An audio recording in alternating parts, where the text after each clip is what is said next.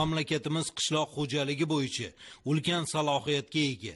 Bozorlarimiz to'kin, xalqimiz rizqi mo'l-ko'l bo'lishidan tortib, eksportdan qo'shimcha daromad topishgacha bo'lgan juda ko'p masalalar shu soha bilan bog'liq. Lekin uzoq yillar davomida bu sohaga yetarlicha e'tibor berilmagan. Na bozor iqtisodiyoti, yerga munosabat, na manfaatdorlik bo'lgan. Mablag' ilmiy innovatsiyalar jalb etilmadi. Oqibatda yerlar charchab, unumdorlik pasayib ketdi. Mahsulotni qayta ishlash, qo'shimcha qiymat olish bo'yicha tizim yaratilmagan edi. Keyingi yillarda sohani isloh qilish va bozor mexanizmlarini joriy etish bo'yicha qator ishlar amalga oshirildi. Davlat xarid narxlari qariyb 3 barobarga ko'paytirilgani natijasida manfaatdorlik oshdi. Paxtachilik va g'allachilik hashar emas, chinakam daromad manbaiga aylandi.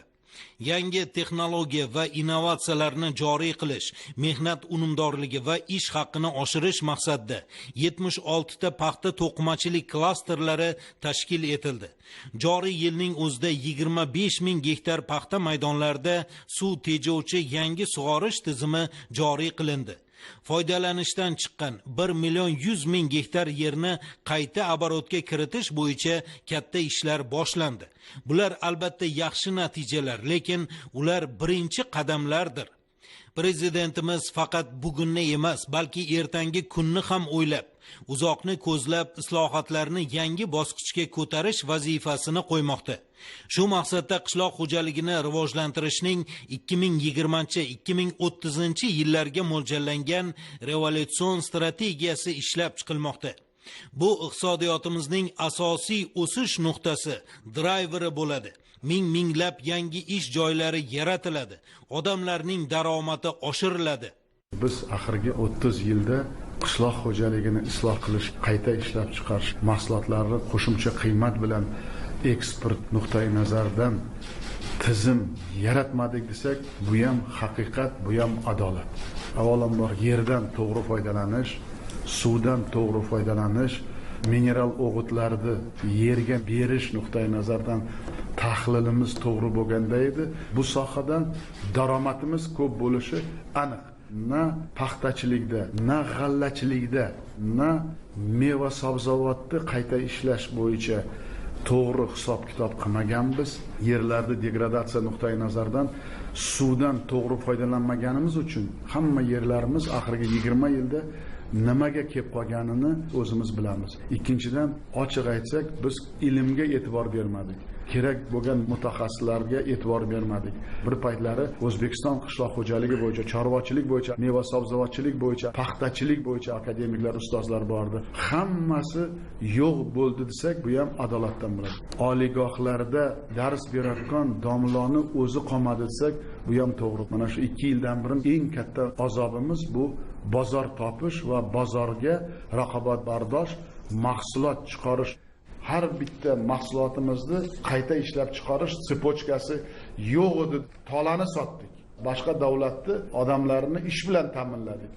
Qo'shimcha qiymat qilib, ular bozorga o'zbek paxtasini qayta ishlab chiqarib eksport qildi. Ular 30 yil oldin shu tizimni joriy qilib xalqini boqdi. Biz qishloq xo'jaligi vazirlik tuzdik. Men nima uchun bu sohaga bugun keldim?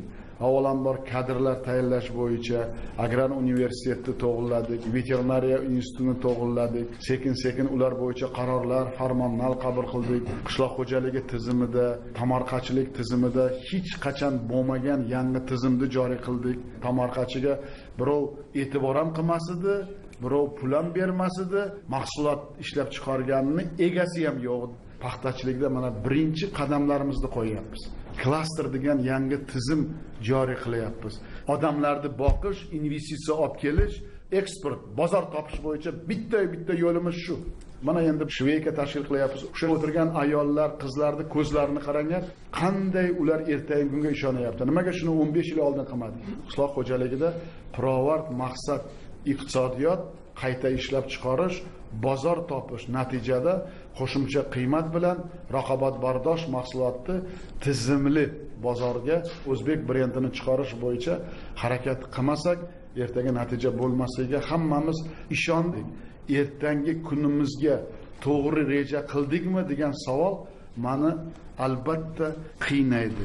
Shunday buyuk davlatning yerida oyog'imizni tagida xalqning puli turibdi. Shuni terib olib xalqqa berolmayapmiz. Yig'ilishda qishloq xo'jaligini rivojlantirishning 2020-2030 yillarga mo'ljallangan strategiyasini amalga oshirish uchun zarur bo'lgan muhim vazifalar belgilab berildi.